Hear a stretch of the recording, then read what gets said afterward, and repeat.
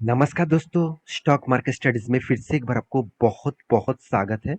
तो आज यहाँ पे मैं बात करूंगा एक फाइनेंस कंपनी के बारे में, मतलब एक एनबीएफसी कंपनी के बारे में, जो टोटली देखा जाए तो फाइनेंस इंडस्ट्रीज के ऊपर बिलोंग करते हैं, फाइनेंस इंडस्ट्रीज के ऊपर काम करते हैं।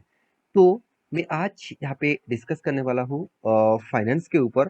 तो वीडियो को पूरा जरूर देखते जाइए, क्योंकि फाइनेंस इंडस्ट्रीज में जितने सारे कंपनीज है तो वो बहुत कंपटीशन जैसे काम चलते रहते हैं। क्योंकि देखिए, फाइनेंस इंडस्ट्रीज में लीडर कौन है आप सभी जानते हैं, बजाज फाइनेंस, बजाज फिनसर्व जो नंबर वन नंबर टू है। साथ ही साथ एसबीआई कार्ड, उसके बाद एचडीएफसी है।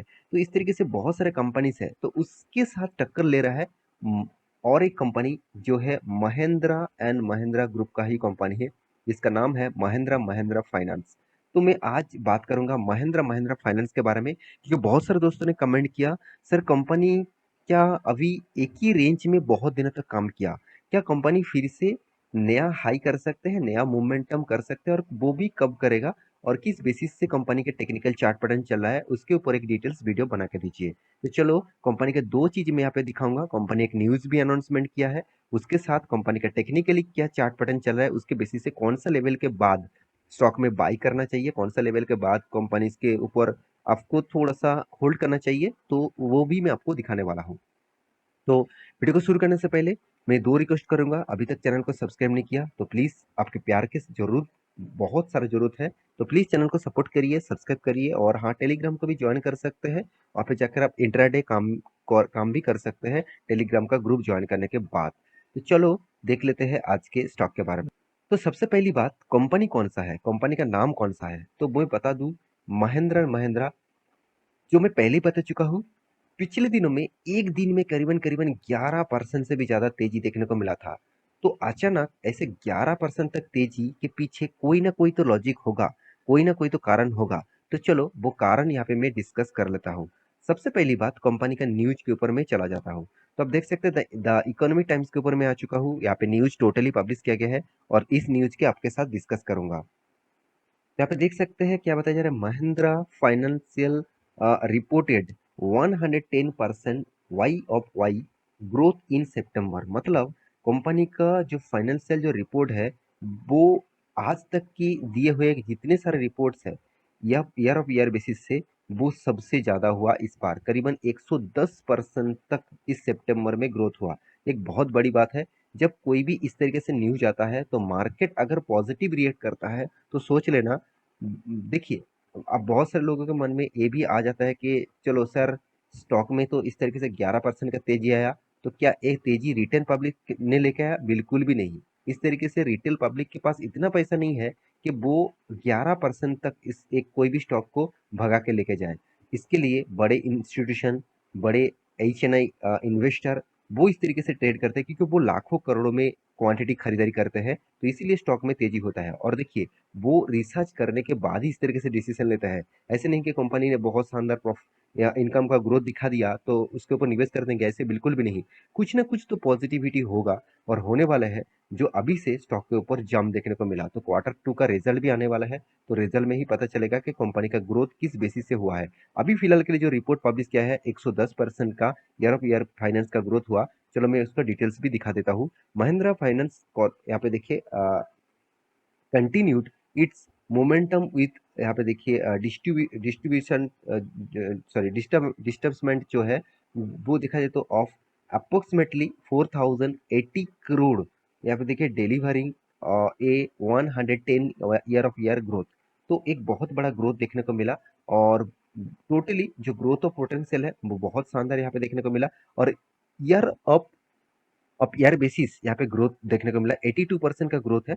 और टोटली क्वार्टर बेसिस देखा जाए तो 110% का ग्रोथ यहाँ पे दिख दिख चुका है। तो ये बहुत बड़ा एक ब्रेकिंग न्यूज आया, और इस बेसिस से स्टॉक में अच्छा खासा शानदार यहाँ पे रैली भी देखने को मिला।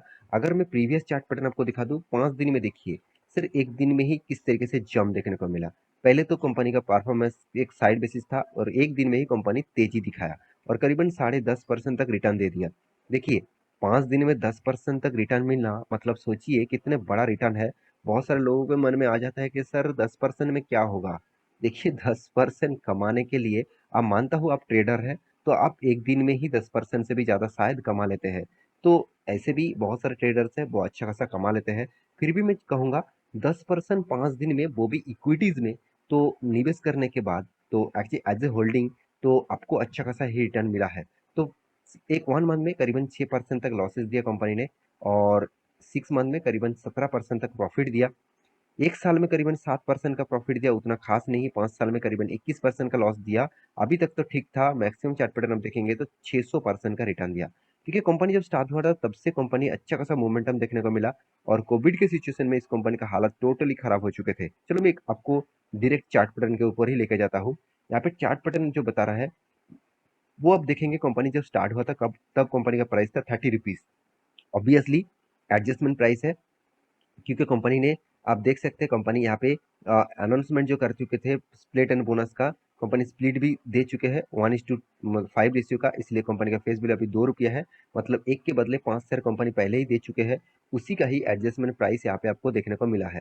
तो कंपनी देखिए करीबन 25 रुपीज से धीरे धीरे ग्रोथ करते करते कंपनी चला गया था करीबन करीबन 325 तक। तो कंपनी 325 तक गया था, एक अच्छा खासा रैली देखने को मिला था। और उसके बाद देखिए 2018 के बाद फाइनेंस इंडस्ट्रीज में गिरावट देखने को मिला। यहाँ पे जबरदस्त प्रेशर देखने को मिला, और लगातार लगातार गिरते गिरते कंपनी फिर से आकर खड़ा हो गया 75 रुपीज में, कोविड के सिचुएशन में।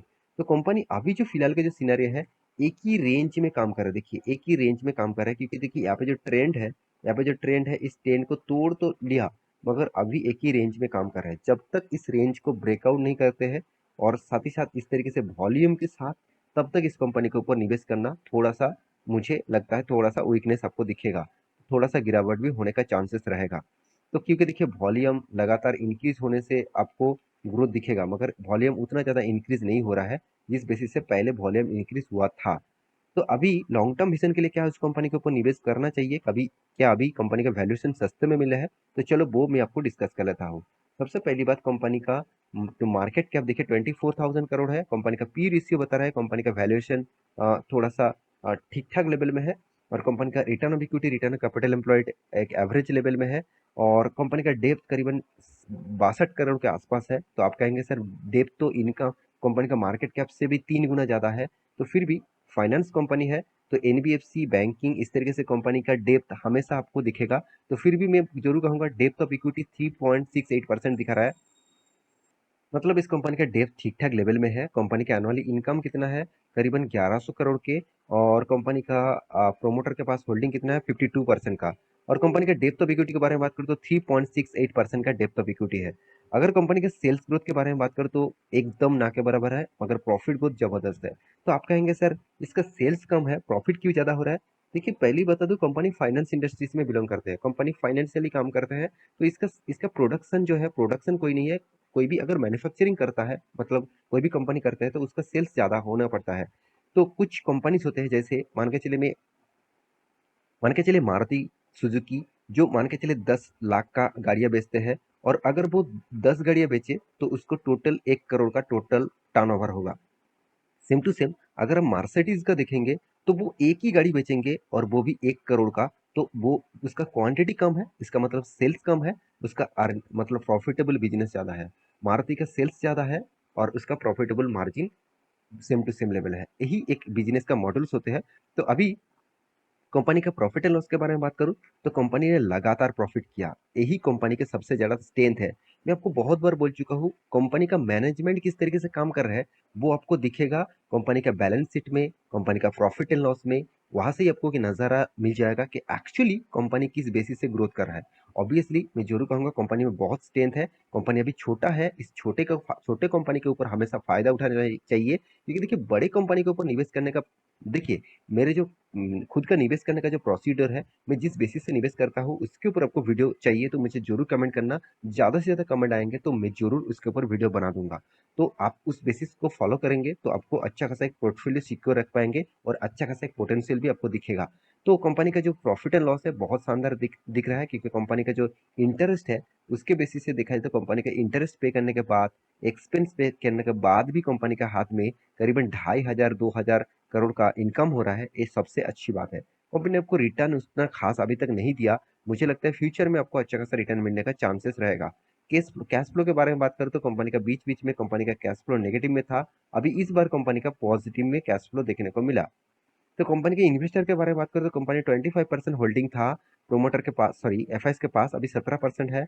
पब्लिक डीएस के पास 17% है, पहले 15% था। पब्लिक के पास 7.95% होल्डिंग था, अभी 12% होल्डिंग है। तो प्रोमोटर के पास 51% होल्डिंग था, अभी 52% का होल्डिंग है। तो ओवरऑल बात करूं, हर पैरामीटर से यहाँ पे आपके सामने मैं आपको डिस्कस कर चुका हूं। तो आप इस कंपनी के ऊपर निवेश करना चाहते हैं तो एक बार रिसर्च करिए, उसके बाद निवेश करिए, क्योंकि मैं हमेशा बोल चुका हूँ किसी की बात सुनकर निवेश मत करिएगा, वो मेरे बाद भी, क्योंकि मैं आपको कंपनी के डिटेल्स आपको दिखा रहा हूँ, उससे डिसीजन आपको खुद लेना पड़ेगा। बाकी आप स्मार्ट इन्वेस्टर है तो उसके बेसिस से काम करिए। तो आशा करता हूँ सारी जानकारी आपको मिल चुका है। मेरे वीडियो कैसे लगा जरूर कमेंट करना। इसी तरीके से वीडियो पाने के लिए चैनल को सब्सक्राइब भी करना। मिलते नेक्स्ट नया स्टॉक लेके, तब तक के लिए अच्छे से रहिए, अपने ख्याल रखिए, बाय बाय।